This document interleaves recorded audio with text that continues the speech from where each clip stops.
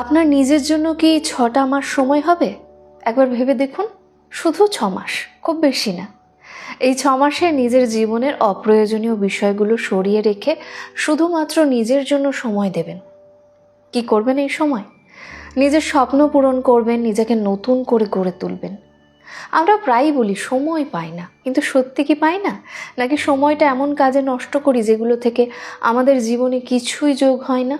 ফালতু আড্ডা, অর্থহীন দুশ্চিন্তা কিংবা সামাজিক যোগাযোগ মাধ্যমে স্ক্রল করা, এসব বাদ দিলে দেখবেন আপনার হাতে কত সময় পড়ে থাকে। চলুন ৬ মাসের জন্য একটা নতুন পরিকল্পনা করি। এই পরিকল্পনা যদি মেনে চলতে পারেন, ৬ মাস পরে আপনার জীবন একেবারে অন্যরকম হয়ে যাবে। ফালতু আড্ডাকে না বলুন। বন্ধু ফোন দিয়ে বলল, চল টোটো করে ঘুরে আড্ডা দিই। আপনি জানেন সেই আড্ডা থেকে কোনো কাজের কথা উঠবে না, শুধু সময় নষ্ট। এখন কি করবেন?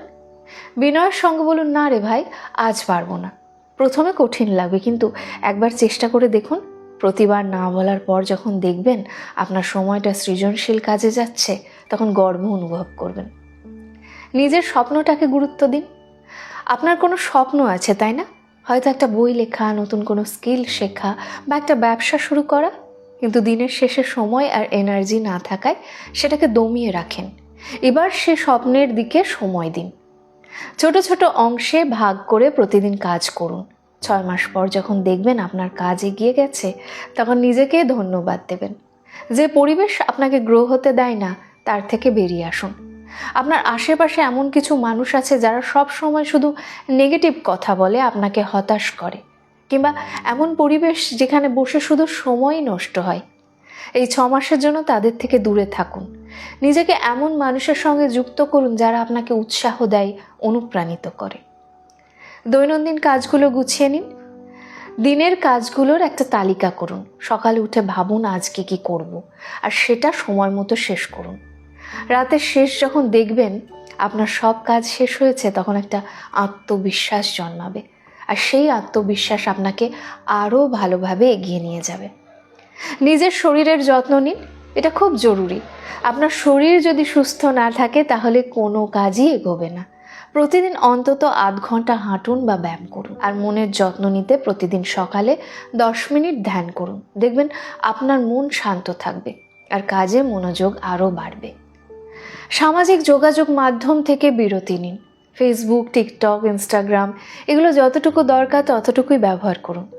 এই ৬ মাসে ঠিক করুন দিনে 1 ঘন্টার বেশি এদের পেছনে সময় দেবেন না। এই সময়টা বরং কিছু শিখতে ব্যয় করুন। একটা অনলাইন কোর্স করতে পারেন বা একটা নতুন বই পড়া শুরু করতে পারেন। প্রতিদিন নতুন কিছু শিখুন। নতুন কিছু শেখা মানেই নতুন দরজা খোলা। ৬ মাসের জন্য একটা পরিকল্পনা করুন। প্রতিদিন একটা নতুন স্কিল শেখার চেষ্টা করুন। হয়তো এটা কুকিং, হয়তো ডিজিটাল মার্কেটিং, কিংবা কোনো নতুন ভাষা। ৬ মাস পর দেখবেন আপনি নিজেই একটা সম্পদে পরিণত হয়েছেন। ভাবুন তো, ৬ মাস পরে আপনি কোথায় দাঁড়াবেন? ৬ মাস খুব বেশি নয়। এই সময়টা যদি ঠিকমতো ব্যবহার করেন, ৬ মাস পরে আপনার জীবন একদম নতুন মোড় নেবে।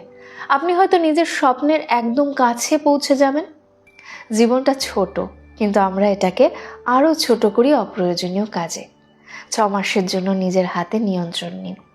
নিজের স্বপ্ন, নিজের লক্ষ্য, নিজের ভবিষ্যতের জন্য সময় দিন।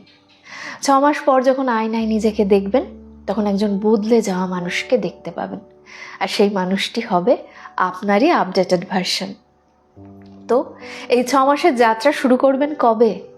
আপনার জীবনের সবচেয়ে বড় সিদ্ধান্ত হয়তো আজ থেকেই শুরু হতে পারে।